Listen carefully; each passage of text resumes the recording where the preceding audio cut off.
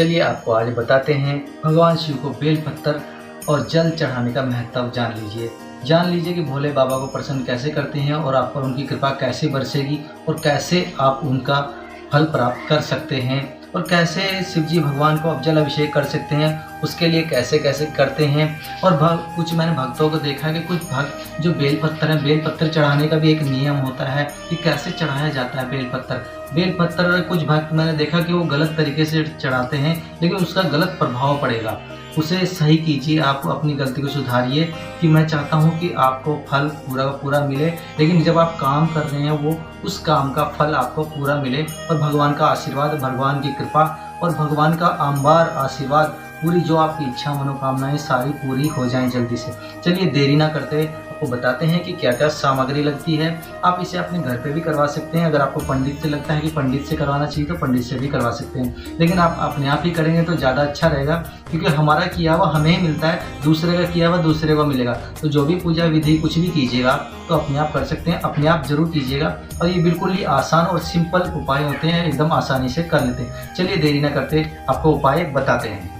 सोमवार के दिन महादेव को समर्पित होता है। महादेव भोलेनाथ को कहा जाता है क्योंकि वे इतने भोले हैं कि भक्त के श्रद्ध भाव से चढ़ाए हुए जल से भी प्रसन्न हो जाते हैं। इसके अलावा महादेव की पूजा बेल पत्थर का भी विशेष महत्व है। माना जाता है यदि महादेव को सिर्फ बेल पत्थर जल चढ़ाया जाए नियमित तौर पर तो उन्हें अर्पित करे तो वह भक्त के सारे दुख दूर कर देते हैं। लेकिन आप सोचा होगा कि आखिर बेल पत्थर भोलेनाथ को इतने पसंद क्यों हैं, उनका भी जल अभिषेक क्यों किया जाता है। तो चलिए इसके लिए पहले आपको बताते हैं कि क्या क्या सामग्री लगती है पूजा में, फिर उसके बाद बताएंगे कि आपको इसकी भी कथा बाद में। पहले हम लेंगे भगवान भोलेनाथ की एक प्रतिमा ये और उनके लिए एक आसन बिछाएंगे, ये आसन, और आसन में उसके बाद हम फ्रूट भी लेंगे। और फ्रूट में जो भी आपके पास फ्रूट है, ज़रूरी नहीं कि आपके पास इतने सारे फ्रूट हों, आप थोड़े भी ले सकते हैं, लेकिन इसमें दूबा ज़रूर लेंगे भगवान गणेश को चढ़ाने के लिए। और इसमें एक हम भोलेनाथ जी की एक ये शिवलिंग लेंगे, ये शिवलिंग ज़रूरी होता है क्योंकि इस पर जल अभिषेक किया जाता है। और हमें इसमें गंगा जल लेना होता है, भगवान की ये प्रतिमा लेनी होती है। लेकिन जब भी आप प्रतिमा रखें भगवान की या समय यहाँ पे आसन पे विराजमान करें तो यहाँ पर चावल या तो फूल ले सकते हैं, जैसे हमने थोड़े से चावल ले लिए हैं और चावल लेकर के यहाँ पे समर्पित इन्हें विराजमान कर दिया है। तो ये भोलेनाथ की ये गणेश जी तो साथ में ही रहते हैं इनके गणपति बप्पा। और थोड़ा सा जल लेंगे हम, थोड़ा दूध होगा यहाँ पर और ये घंटी होगी, आपको पूरा दिखा देते हैं अच्छे से कि यहाँ पे थोड़ी सी आप शक्कर ले लीजिए, चावल ले लीजिए और तिल ले लीजिए, थोड़ी हल्दी ले लीजिए और ये साथ में मूली कलावा भी आपको बताएंगे कि कलावा बांधने की विधि क्या होती है और उतारने की विधि और किस दिन उतारना चाहिए। साथ में घंटी होनी चाहिए। और आप विशेष तौर पर ध्यान रखिए कि किसी को ऐसा लगता है ना कि चमकदार होते हैं भगवान तो ये ले लेनी चाहिए, प्रतिमा ऐसी ले लेनी चाहिए, ऐसा शिवलिंग ले लेनी चाहिए। हाँ ले लीजिए, लेकिन क्या है कि दो नहीं लेने चाहिए। आपको शिवलिंग जब भी लें तो आप एक ही लें, आप अपने घर में एक ही विराजमान करें, लेकिन एक आप घर में रख सकते हैं, एक घर के बाहर भी रख सकते हैं। जब भी रखें तो एक शिवलिंग ही रखें, दो बिल्कुल भी ना रखें, ये विशेष तौर पर ध्यान रखिएगा। और बेल पत्थर को आपको बताएंगे कि बेल पत्थर को उल्टा चढ़ाना चाहिए कि सीधा चढ़ाना चाहिए, ये ज़रूर बताएंगे आपको। तो इसके लिए हमने एक ये घी का दीपक लिया है, घी का दीपक जरूरी है इसमें। और गंगा जल जरूरी होता है इसमें कि गंगा जल आप लीजिएगा। गंगा जल आप कहीं से, जैसे हरिद्वार से या प्रयागराज से, कहीं से भी आप गंगा जल ला करके चढ़ा सकते हैं। आप तिलक लीजिएगा, इन्हें भगवान शिव को तिलक लगाना होता है। चलिए इससे पहले कि हम आपको ये रोज़ का नित्य बताएं कि कैसे करना होता है, सबसे पहले आपको बताएं कि भगवान को विराजमान कर लेते हैं को जल अभिषेक कैसे करते हैं। सबसे पहले हमने एक घर थाली ले लिए, आप मंदिर में कर सकते हैं ये, लेकिन हमने घर पे आपको बताया विधि। और फिर उसके बाद भगवान का शिवलिंग ले लेते हैं। और शिवलिंग लेने से पहले आपको ध्यान देना है कि इसमें एक बेल पत्थर जरूर लेना है अगर घर पे कर रहे हैं तो आप, लेकिन अगर आप बाहर कर रहे हैं मंदिर पे फिर आपको ये बेल पत्थर लेने की जरूरत नहीं है क्योंकि वो पहले ही विराजमान है। तो सबसे पहले हम एक यहाँ पर बेल पत्थर ले लेंगे, उसके बाद थोड़े से यहाँ से तिल ले लेंगे। तिल लेके तिल थोड़े से इनके ऊपर देखेंगे क्योंकि भगवान का जो आसन लगाया जाता है वो बिना उसके मतलब किसी चीज़ के रखने, या चावल रख दीजिए आप तिल रख दीजिए, ऐसे लगाया जाता है। उसके बाद आसन लगाने के बाद यहाँ पर हम भगवान को जल अभिषेक करेंगे। जल अभिषेक करने के लिए पहले हम यहाँ से दूध ले लेते हैं, दूध लेने के लिए, लेकिन आपने ध्यान रखना है कि ये उंगली बिल्कुल भी नहीं टच करनी है, इसे दूर रखना है, ये बिल्कुल भी नहीं करनी है। इससे पहले हम इनको गंगा जल देंगे, थोड़ा सा गंगा जल देने से गंगा जल देंगे। गंगा जल देने के बाद ही फिर हम इनका अभिषेक करेंगे। और जो गंगा जल होता है वो आप हरिद्वार से या प्रयागराज से कहीं से भी ला सकते हैं आप। उसके बाद फिर हम यहाँ पर थोड़ा सा इनको दूध दे देंगे। दूध देने के बाद यहाँ पर इनको दूध चढ़ाएंगे, और दूध चढ़ाने के बाद हम इनको ध्यान देंगे कि बाद में हम इन्हें गंगा जल से ज़रूर नहलाएंगे। गंगा जल से नहलाने के बाद स्वच्छ हो जाएंगे। स्वच्छ होने के बाद यहाँ पर हम बेल पत्तर वगैरह भी चढ़ा सकते हैं। लेकिन अगर आप वहाँ पे मंदिर में करते हैं, मंदिर में हम साफ नहीं करते हैं। अगर घर पे रहेंगे तो हम घर पे हम साफ भी कर सकते हैं भगवान शिव को। और भगवान शिव को साफ करके जैसे मतलब इन्हें पोंछ लीजिए तौलिए से, वो भी कर सकते हैं। अगर आप तौलिए से नहीं कर सकते हैं तो कोई बात नहीं, तो वैसे भी। लेकिन हाँ, विशेष तौर पर ध्यान रखिएगा कि ऐसा जो बेल पत्तर होते हैं, फटे हुए होते हैं या टूटे हुए होते हैं, ये बिल्कुल भी नहीं लेने चाहिए, क्योंकि ये खंडित होते हैं, ये नहीं लेना चाहिए। तो हमें जो हम बेल पत्तर लेंगे वो बिल्कुल ऐसा एकदम साबुत, एकदम देखिए ऐसा वाला लेंगे, एकदम कि 3 हो, वो बराबर हो और एक ही हो। जरूरी नहीं कि आप कहते हैं कि 10 ले लीजिए, 11 ले लीजिए बेलपत्र, कोई कहता है कि 3 ले लीजिए। और भगवान ने साक्षात 3 तो दिए हैं हमें यहाँ पे, 1 2 3 बेलपत्र दिए हैं, 3 है तो 3 हम चढ़ा सकते हैं। लेकिन भगवान को कोई लोग मैंने देखा कि ऐसे चढ़ाते, वो ऐसे चढ़ा देते हैं भगवान को, ऐसे। लेकिन ऐसे नहीं चढ़ाना हमने भगवान को जो बेलपत्र है वो ऐसे चढ़ाना होता है। लेकिन बेलपत्र चढ़ाने से पहले हम भगवान को तिलक कर लेते हैं। तिलक करने के बाद ही फिर हम इन्हें जो भी फूल, मालाएं और वस्त्र इन्हें देना है। सबसे पहले हम इनमें चंदन का तिलक लगाएंगे, और चंदन का तिलक लगाने के बाद फिर हम हल्दी चंदन का तिलक लगाएंगे। हल्दी का भी तिलक लगाते हैं इसमें, और चंदन, हल्दी चंदन दोनों मिक्स होता है, तो इसमें हल्दी चंदन का तिलक लगा लेंगे। हल्दी चंदन का तिलक लगाने के बाद हम बेलपत्र अर्पित करेंगे। भगवान को बेलपत्र बड़ा ही प्यारा होता है, लेकिन विशेष तौर पर ध्यान रखिएगा कि बेलपत्र ऐसे ही चढ़ाया जाता है। क्योंकि जब मंथन हुआ था तो भगवान का शरीर जलने लगा था मंथन में, तो उस टाइम उनके ऊपर ऐसे बेलपत्र चढ़ा रहे थे, तभी भी जल रहा था उनका शरीर। लेकिन तब उस टाइम ऐसे किया गया बेलपत्र को, तो ऐसे सीधा मैं आपको दिखा दूँ, ऐसे नहीं चढ़ाना है, ऐसे चढ़ाना है, सीधा ऐसे चढ़ाना है। तो भगवान का जो भी है आपकी मनोकामनाएं सारी पूरी हो जाएंगी। और इसमें जो फल चढ़ाने होते हैं, फल आप श्रद्धा के अनुसार जो भी मौसमी फल है वो आप चढ़ा सकते हैं। इनमें कोई सा भी फल हो वो चढ़ा सकते हैं इसमें। तो कोई भी फल अर्पण कीजिए भगवान को, अर्पण करके अगर जगह नहीं तो वैसे अर्पण करके दोबारा आप वहाँ पे स्थान पे रख दीजिए। और स्थान पे रखने के बाद वहाँ पर हम इनको फूल भी अर्पण करेंगे, कि हम इन्हें फूल अर्पण कर दें। अगर आप फूल में थोड़ा सा तोड़ करके अर्पण कर दीजिए फूल भगवान को, तो इससे भी भगवान बड़े खुश हो जाएंगे। तो ये विधि मैंने मेरी बताने का महत्व ये था कि वजह ये थी कि लोग ना ऐसे करके चढ़ाते हैं। मेरा मतलब है कि आप ऐसे करके चढ़ाइए, तभी आपकी मनोकामनाएं पूरी होगी। क्योंकि आप पूजा भी कर रहे हैं और लेकिन फिर भी आपकी मनोकामना पूरी नहीं हो रही है और आपकी इच्छाएं पूरी नहीं हो रही हैं, तो वो होने का मतलब ये इसलिए नहीं हो रही है कि आपके बिगड़े काम बन क्यों नहीं रहे हैं। आप मंदिर भी जा रहे हैं और डेली मंदिर जा रहे हैं, लेकिन आपके बन क्यों नहीं रहे। वो बन इसलिए नहीं रहे कि आप उल्टा चढ़ा रहे हैं उन पर बेलपत्र, या मतलब आँख बोलते हैं या आँखा भी बोलते हैं, तो आँख ऐसे चढ़ाना होता है। आप ऐसे चढ़ा दीजिए उन्हें, क्योंकि उनको शांति मिलेगी और सुकून मिलेगा, तो उससे भी आपको शांति बड़ी मिलेगी। आप कोई भी मोदक या मतलब जो भी है आपके पास मिठाई है, एक मिठाई जरूर लीजिएगा मीठा, तो वो ऐसे चढ़ा दीजिएगा भगवान को। आप भगवान को अगर आपके घर पे चीनी या शक्कर है तो वो भी चढ़ा सकते हैं यहाँ पर, तो कोई दिक्कत नहीं उससे भी। इसमें अभी चावल भगवान को चावल चढ़ाते हैं। चावल क्यों चढ़ाते हैं आपको पता है कि भगवान को क्यों चढ़ाते हैं? क्योंकि हमारे ऊपर जो कर्ज होता है, अगर हमने कर्ज लिया है या हमसे कोई कर्ज उतर नहीं रहा है या धन की वृद्धि नहीं हो रही है, तो इसलिए भगवान को चावल अर्पित किए जाते हैं। चावल अर्पित करने से हमारे कर्ज या लड़ाई झगड़ा वो दूर हो जाते हैं।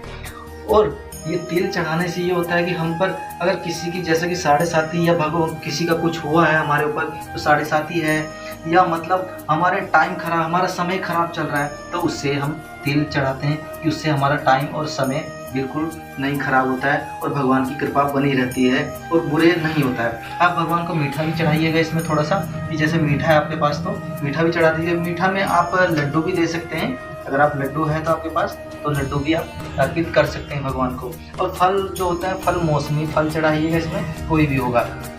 चलिए, ये तो थी भगवान की। तो अब हम करते हैं भगवान गणेश की पूजा।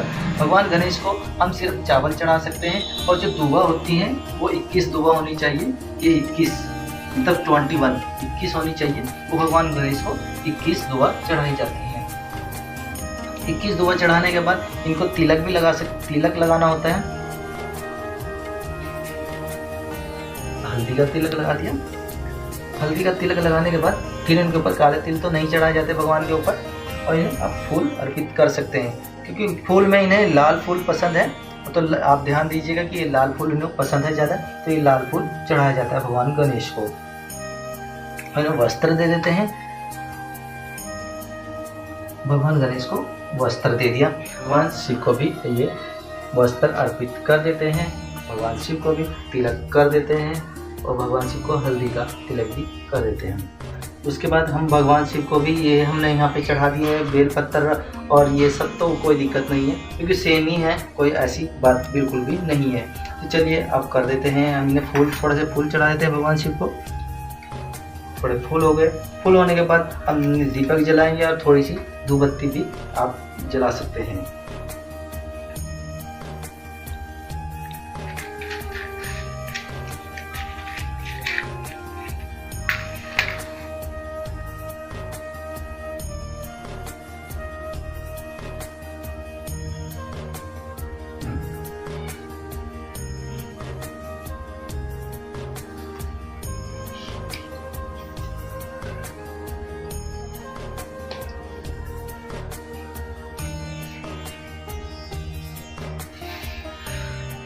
ध्यान दीजिएगा इसमें कि ये एक विशेष तौर पर बात है कि जो भी आदमी दीपक जलाते हैं, दीपक वो ना जला के और ऐसे ही रख देते हैं। जैसे मैंने अभी आपको जला के दिखाया कि दीपक ऐसे ही जलाएंगे और ऐसे ज़मीन पर ऐसे ही डायरेक्ट रख देंगे, तो ऐसे बिल्कुल नहीं रखना है।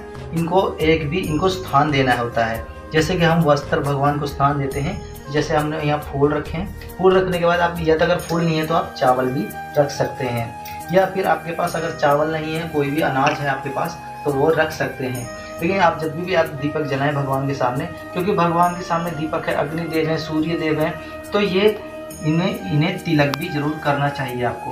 इन्हें आप तिलक कीजिएगा दीपक को, चाहे हल्दी हो आपके पास या मोली हो या फिर चंदन हो, उस चीज़ का तिलक कर लीजिएगा। तिलक करने के बाद फिर यहाँ पे फूल देने के बाद आराम से यहाँ पे दीपक जलाइएगा। और दीपक जलाने के बाद फिर सारे भगवान की हम आरती करेंगे। आरती में हम यहाँ पर धूपबत्ती भी ले लेंगे साथ में, कि आप धूपबत्ती ले लीजिए, ये धूपबत्ती भी साथ में ले लीजिएगा। और हमें आपको बता दें कि हम तिल इसमें क्यों चढ़ाते हैं। तिल इसलिए चढ़ाते हैं कि भगवान जो शिव हैं, सूर्य देव हैं, सूर्य देव के जो गुरु हैं ये भगवान शिव इसलिए ही हमें तिल भी चढ़ाते हैं। और इसमें जैसे कहते हैं हमारे पास मतलब 7.5 या ढैया होती है, तो उसका प्रभाव बिल्कुल भी नहीं होता है। अगर डेली नित्य आप सोमवार को ये करते रहेंगे, तो आप जब भी अगर ये दिया जलाएं आप, तो जो घी का दिया होता है वो राइट साइड जलता है भगवान शिव के, और जो तेल का दिया है वो लेफ्ट साइड जलता है। तो भगवान का जो राइट है ये वाला है और लेफ्ट है ये वाला है, क्योंकि मेरा जो राइट है, मेरा तो इधर होगा राइट, लेकिन अब भगवान शिव का इधर है राइट, तो मैं भगवान शिव के राइट ही जलाएंगे, हम अपने राइट नहीं जलाएंगे। ये भी विशेष तौर पर ध्यान रखिएगा कि हमारा राइट नहीं है, भगवान का राइट होना चाहिए। हम अपना थोड़ी राइट कर रहे हैं, क्योंकि वो हम गुरु थोड़ी हैं, वो भगवान गुरु हैं, वो साक्षात देव है, वो देवों के देव है, वो भोलेनाथ है, वो भोले बाबा है हमारे। तो इसलिए भगवान को आप जब भी चढ़ाइएगा तो राइट में रखना है। लेकिन इससे पहले हम आरती कर लेते हैं भगवान की। आप आरती कीजिएगा थोड़ी सी। आरती करने के बाद भगवान की तो आरती जब भी आप कीजिएगा तो आराम से शांतिपूर्वक कीजिएगा आरती। भगवान गणेश जी की आरती कर देते हैं। गणपति बप्पा मोरया, गणपति बप्पा मोरया। आप कुछ भी बोल सकते हैं, जैसे गणपति बप्पा मोरया, ओम नमः शिवाय, ओम नमः शिवाय, ओम नमः शिवाय, ओम नमः शिवाय भी आप बोल सकते हैं। आरती हम 3 बार करते हैं या फिर 7 बार भी कर सकते हैं। 3 बार कम से कम करनी है, उसके बाद 7 बार कर सकते हैं आप आरती में आप ओम नमः शिवाय, ओम नमः शिवाय, ओम नमः शिवाय, ओम नमः शिवाय बोलते रहिएगा।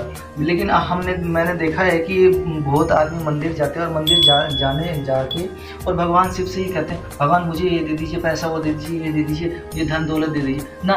भगवान को हमें पता है उन्हें क्या चाहिए, उनसे कुछ मत मांगे, उनसे आशीर्वाद मांग लीजिए। उन्हें भगवान से उन्हें खुद से ही मांग लीजिए, या आप भगवान को मांगिए। आप जब मांग लोगे भगवान को तो आपके पास सब कुछ हो जाएगा। आपको कुछ मांगने की बिल्कुल भी जरूरत बिल्कुल कभी भी नहीं पड़ेगी। तो हमने ये यहाँ पर आरती यहाँ पे विराजमान कर दी। और जब आरती आप करें ऐसे, तो आरती को ना एक बार जल लेकर के हम आरती लेंगे। आरती रखने के बाद हम आरती को ऐसे ठंडा कर देंगे। ठंडा करने के बाद 3 बार करना है हमने ऐसे ठंडा इनको जल से। ये जल लेना है, देखिए जल से हमने इन्हें ठंडा करना है। और जल से ठंडा करने के बाद यहाँ पर आपने हाथ जोड़ लेने हैं। हाथ जोड़ करके भगवान से क्षमा याचना मांगनी। हे मेरे नाथ मैं आपको कभी भूलूँ नहीं, हे मेरे नाथ मैं आपको कभी भूलूँ नहीं, हे मेरे नाथ मैं आपको कभी भूलूँ नहीं। ये क्षमा याचना कर करके और भगवान से जब भी आप देखते हैं कि मैं देखता हूँ कि कई बार आदमी ने सब जाते रहते हैं और जल्दी जल्दी बस जल चढ़ाया और भाग लिए एकदम से। लेकिन ऐसे जल चढ़ाते एकदम से भागना बिल्कुल भी नहीं चाहिए है। और जल चढ़ाएं, जब चढ़ाने के बाद कम से कम 1 मिनट भगवान के पास बैठे, उनसे वार्तालाप करें, बात करें, जो भी आपके दिल में है उनसे बात करें। तो एक बार बात जरूर करनी चाहिए आपको भगवान से जब भी आप मंदिर जाएं, बैठें वहाँ पर। ये नहीं कि जल चढ़ाया और जी चलो चलो चलो चलो आप घर जाना है। ये विशेष तौर पर ध्यान रखिएगा। और मैं आपको फिर बता दूँ दोबारा से कि बेल पत्तर जो होता है ये बेल पत्तर है। ये बेल पत्तर हमने ऐसे नहीं चढ़ाना है भगवान को, ऐसे उल्टा ऐसे चढ़ाना है, ऐसे चढ़ाना है भगवान। बेल पत्तर हमने ऐसे नहीं, ऐसे बिल्कुल भी नहीं चढ़ाना है, ऐसे चढ़ाना है, ऐसे ध्यान रखिएगा इस चीज़ का विशेष तौर पर कि हमने बेलपत्र ऐसे चढ़ाना है। तो ये थी बात कि बेलपत्र चढ़ाने की। तो आपको ये हमारी कथा कैसी लगी तो ज़रूर बताइएगा। मैं आपको बताऊं कि हाँ मंथन कैसे हुआ था और क्यों हुआ था। मंथन में भी आपको असर से सृष्टि से विनाश होने वाला, इसे रोकने के लिए महादेव ने हलाहल को पीकर अपने कंठ में रोक लिया। इसकी वजह से उन्हें बहुत ही जलन होने लगी, शुरू हो गया और कंठ नीला पड़ गया। क्योंकि बेलपत्र विष के प्रभाव को कम करता है, लिहाजा देवी देवताओं ने उनके जल में को कम करने के लिए, उनकी जलन को कम करने के लिए बेलपत्र देना शुरू कर दिया। बेलपत्र को चढ़ाने लगे हैं। इस दौरान उनके सिर को ठंडा रखने के लिए जल भी अर्पित किया जाता है। तो इसलिए भी उन्हें शरीर को उनकी गर्मी जो शांत होने लगी बिल्कुल ही, और बिल्कुल उन्हें तभी शांति मिली है। अगर जल हमारे यहाँ पर विष यहाँ पे हो जाता हमारी धरती पर, तो हम भी बिल्कुल विषैले हो जाते और हम बिल्कुल भी नहीं बच पाते हैं। बेल पत्र की 3 पत्तियाँ लेनी चाहिए गुच्छे वाली, भगवान शिव को चढ़ाई जाती है। माना जाता है कि इसके मूल भाग को सभी तीर्थ में वास होता है 3 बेलपत्रों के। यदि महादेव को सोमवार के दिन बेलपत्र है तो उस रविवार के दिन तोड़ लें उसे, और तोड़ने के बाद सोमवार को चढ़ाएं। सोमवार को बेलपत्र बिल्कुल भी ना तोड़ें, और जब भी बेलपत्र आप तोड़ें तो 12 बजे से पहले तोड़ें। अब ये विशेष तौर पर ध्यान रखें। चतुर्दशी, अष्टमी, नवमी, चतुर्दशी को बिल्कुल, या अमावस को या संक्रांत को बिल्कुल भी बेलपत्र नहीं तोड़ना चाहिए। इसकी बिल्कुल भी मनाही है। बेलपत्र कभी भी अशुद्ध नहीं होता। पहले से चढ़ाया हुआ बेलपत्र भी तीर से धोकर चढ़ाया जा सकता है। ये ध्यान रखिएगा इस चीज़ का। बेलपत्र कटी फटी पत्तियाँ कभी भी नहीं होनी चाहिए। ये बेलपत्र कटी फटी बिल्कुल नहीं चढ़ाई जाती है, खंडित होती है। बेलपत्र भगवान शिव को हमेशा उल्टा चढ़ाया जाता है, यानी कि चिकनी सतह की तरफ से वाला चढ़ाया जाता है। भगवान शिव की प्रतिमा पर स्पर्श कराते हुए बेलपत्र चढ़ाया जाता है। बेलपत्र को हमेशा थी भगवान शिव की मंथन की बात। तो हमारी वीडियो कैसी लगी हमें ज़रूर लाइक कीजिए, कमेंट कीजिए और ज़रूर बताइएगा। आपने प्लेन सतह की तरफ से बेलपत्र चढ़ाना है। ये मैं आपको फिर भी बार बार बता रहा हूँ। चलिए अब हमें बताइएगा। अगर आपको कोई और जानकारी लेनी है इससे, तो आप हमें कमेंट करके भी पूरी जानकारी ले सकते हैं। ये आप सोमवार के दिन प्रतिदिन मंदिर जा सकते हैं। मंदिर जा करके अगर आपका कोई काम नहीं लग रहा है, बिगड़ा काम है या काम नहीं बन रहा है, तो ये मैं आपको एक बोनस टिप दे देता हूँ कि अगर आपका कोई जैसे घर में पड़े रहते हैं, आपके पति या आप, या काम नहीं लग रहा है, काम नहीं बन रहा है, या बॉस नाराज़ है, तो उससे आप ऐसे कर सकते हैं कि आप इसमें 11 सोमवार या तो फिर डेली के डेली आप 21 दिन तक लगातार या 43 दिन तक मंदिर जा सकते हैं। डेली मंदिर जाना होता है अपने, भगवान शिव को जल चढ़ाना है आपने, तो जल चढ़ा करके बेलपत्र जरूर चढ़ाना है। ये विशेष तौर पर ध्यान रखिएगा। और दूध साथ में होना चाहिए और मीठा थोड़ा सा, जल के अंदर मीठा और दूध होना चाहिए। इससे आपके जो बिगड़े काम हैं या आपका काम नहीं लग रहा है, जल्दी से आपका काम लग जाएगा और काम बन जाएगा। तो ये थैंक यू। हमारी वीडियो कैसी लगी लाइक कीजिए, शेयर कीजिए, कमेंट कीजिए, हमें ज़रूर बताइएगा। एक चीज़ की, हाँ, हमने जो आपके पास ये भांग धतूरा या फिर जो चीज़ नहीं थी उसका अफसोस मत करना बिल्कुल भी। ये मत सोचना आप भी कि हाँ भगवान को हम क्या चढ़ाएं क्या ना चढ़ाएं, और क्या है जो है आपके पास, जो भगवान ने उन्हें आपको एकदम प्रेजेंट टाइम पे दिया है वही आप उन्हें अभिषेक कर सकते हैं। दूध तो आपके पास हमेशा होता ही है, वो आप या मीठा उसमें डाल करके वो भी चढ़ा सकते हैं। ये ज़रूरी नहीं कि बेलपत्र चढ़ाना ज़रूरी है या फिर भांग धतूरा चढ़ाना ज़रूरी है, तो आप इसमें ऐसे भी चढ़ा सकते हैं, कोई दिक्कत बिल्कुल भी नहीं है।